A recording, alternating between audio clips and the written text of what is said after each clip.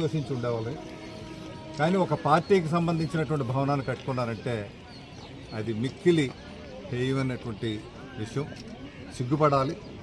వాళ్ళు నిజంగా చిత్తశుద్ధి ఉంటే, నిజంగా కాపులు సామాజిక వర్గం మీద ప్రేమ అభిమానం ఉండుంటే, ఏదైతే ఇక్కడ ఈ భవనం ఉందో కాపు భవనం కేటాయించిన స్థలంలో కట్టారు కాబట్టి ఈ కట్టిన బిల్డింగు కాపు సామాజిక వర్గం కాపు భవన్గా పేరు మార్చి వారికి ఇవ్వండి.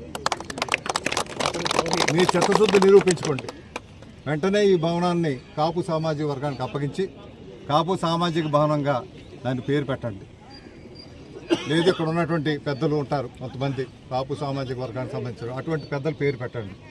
అంతే తప్పితే ఒక పార్టీ భవనం పెట్టి ఈ రకంగా చేయడం అన్నది ఇక్కడ ప్రజలు అవమానించినట్టు. మీరు చిత్తశుద్ధి నిరూపించుకుంటారని అనుకుంటున్నాను నేను. వెంటనే ఆ కార్యక్రమం చేయండి.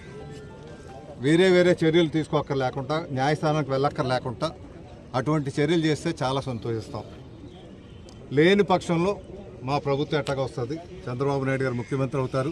పవన్ కళ్యాణ్ గారు కీలకమైనటువంటి పాత్ర పోషిస్తారు ఆ ప్రభుత్వంలో.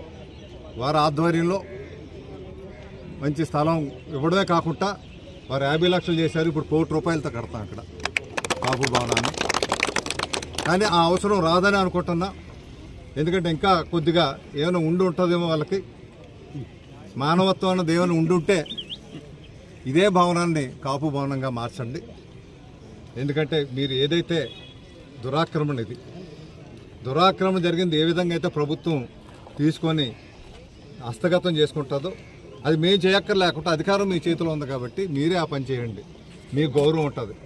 నిజంగా ఆ పని చేస్తే మిమ్మల్ని పిలిచి ఇక్కడ సన్మానం చేస్తాం. మేమే సన్మానం చేస్తాం. మీకు ఈ బిల్డింగ్తో సహా అప్పగించండి.